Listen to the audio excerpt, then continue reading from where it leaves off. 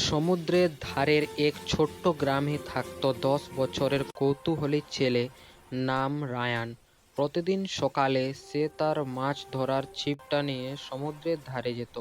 সে খুব ভালো জেলে ছিল না, কিন্তু সে ভালোবাসত ঢেউয়ের শব্দ আর ঠান্ডা সমুদ্রের হাওয়া।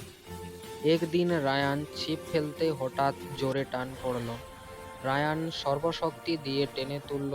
তারপর পানির ভেতর থেকে লাফিয়ে উঠল একটা ঝলমলে সোনালি মাছ, যার আঁশগুলো সূর্যের আলোয় ঝকঝক করছিল।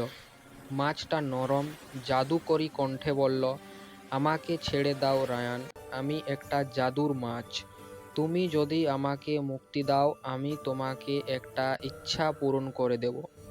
রায়ানের চোখ বিস্ময়ে বড় হয়ে গেল। একটা ইচ্ছা!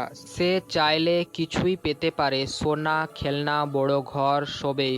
রায়ান কিছুক্ষণ ভেবে বলল, আমাদের গ্রামে প্রতি বছর কষ্ট হয়, কখনো পানি থাকে না, মাঠ শুকিয়ে যায়। আমার যদি একটাই ইচ্ছা থাকে, তবে আমি সবাইয়েরই ভালো চাই, শুধু নিজের নয়। জাদুর মাছ অবাক হয়ে তাকিয়ে রইল। কি চাও তুমি? মাছটি জিজ্ঞেস করল। রায়ান হাসল। আমি চাই আমাদের গ্রামে সব সময় পর্যাপ্ত পানি থাকুক, যাতে ফসল হয়, আর কেউ ক্ষুধার্ত না থাকে। মাছটি আকাশে ঘুরে উঠল, নীল আলো চারিদিকে ছড়িয়ে পড়ল। হঠাৎ গ্রামের পাশে মাটি ফেটে বেরিয়ে এলো একটা ঝকঝকে মিঠে পানির ঝর্ণা, যা ছোট নদীর মতো বয়ে যেতে লাগলো ধানের ক্ষেতে। গ্রামবাসীরা আনন্দে চিৎকার করে উঠল। ফসল সবুজ হয়ে উঠল, পুকুরগুলো পানিতে ভরে গেল, গ্রামের মুখে ফিরে এলো হাসি। জাদুর মাছ রায়ানের দিকে তাকিয়ে বলল, সৎ মনেই সবচেয়ে বড় জাদু তৈরি করে। তারপর মাছটি সমুদ্রে লাফিয়ে পড়ল এবং ঝলমলে ঢেউয়ের ভেতরে হারিয়ে গেল।